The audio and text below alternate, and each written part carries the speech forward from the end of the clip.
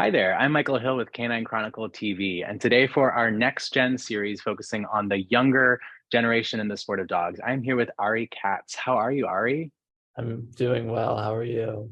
I'm very well. Well, let's jump right in at the beginning. How did you first get involved in the sport of dogs? So I was born in a family that always had Labradors. And when I was about 10, I decided I wanted to start showing dogs. So we had two or three Labradors at the time, and none were really show stock. They were all just pet dogs. But I decided I wanted to start showing them. So um, I went to my first show, this all breed show in Richmond, and I was my only one in the class. I won the class. It was great. Uh, and then I started to get I started to meet people who started to take me under their wings and mentor me and actually bring me in formally Got into it. the sport of dogs. So, and I'm What still made you want to go to the show in the first place? I've always been I've always loved show animals, no matter the species, the breed. I've always loved show animals.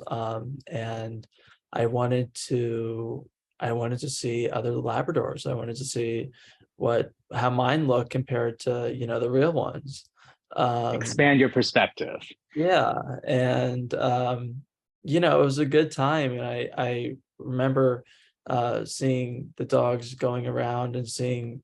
I was young, I was 10 or 11, but seeing that they, really all were different from one another, and they all moved differently and they all stood differently, and it was really fascinating for me, and I kind of got hooked. So when you're, at this earlier part, you're starting to see different dogs. Who were some of the people who were impactful in not only educating you, but maybe providing you with different dogs, whether of your own or theirs to show, and kind of change that course for you?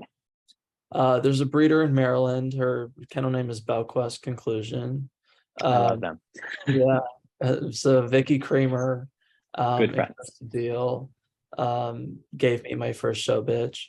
I was 12 or 13, and at that time I was going to a show really every 2 weeks with Krista. And we were going to specialties across the East Coast, and I was not going to school as much as I should have been going to school. Who needs it? Uh, I know who needs it. I got into college anyway, so It all works out. so they gave me my first show bitch, and then when I got into high school, I realized that I needed to actually focus on school, and less on dogs. So I kind of took a break, and when I started back up, which I just did when I finished high school in 2019, Karen Helmers in Indiana has been my mentor and has been, I mean, I could not ask for a better person to ask for help and Mm, to gain knowledge from. She is a veterinarian. She's been breeding them for Labradors for 30 years. She's on her eighth gen. The dog that we're campaigning now actually is her eighth generation. Um, wonderful. and yeah, so I've had good people.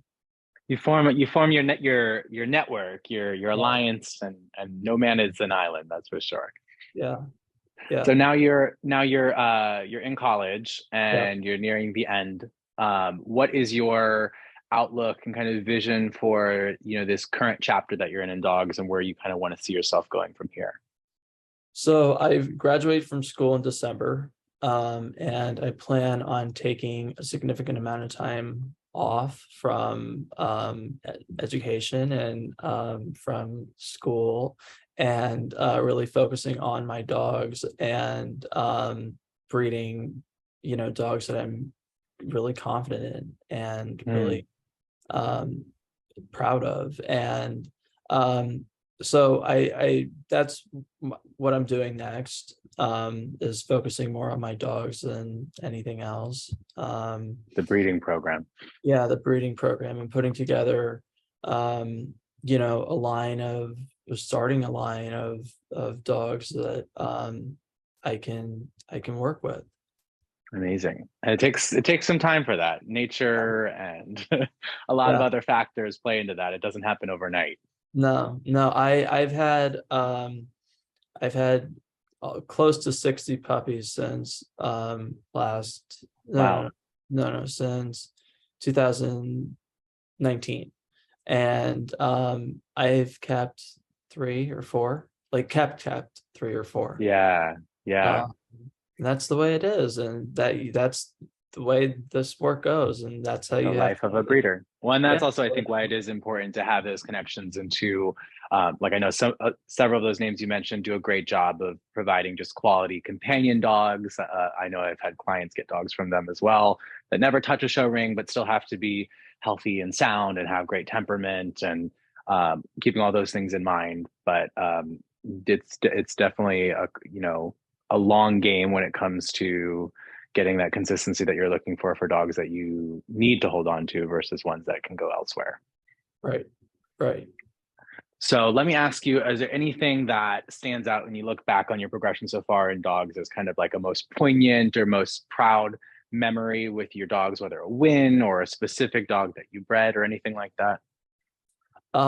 The dog that's out now with Ryan Tapera, Daniel, I co-bred with Karen, and he's my proudest dog so far.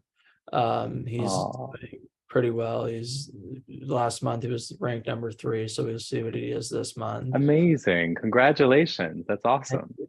Thank you. And I do have one moment that is like my downfall that I look back on, and it's kind of my favorite moment in show dogs.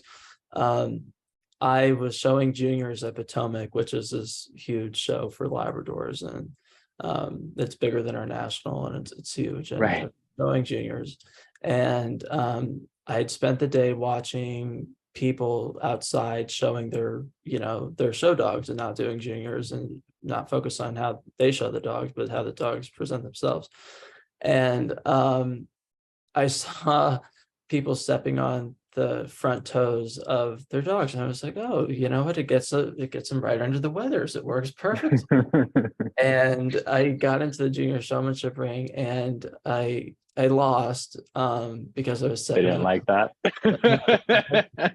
But it's kind of my favorite moment. Like it's kind of my favorite moment. I don't know why. Maybe it's sick, but Well, sometimes you have to have those kind of impactful learning experiences that might not be as successful as you'd like, but you'll never forget them and they shape how you look at what you're doing.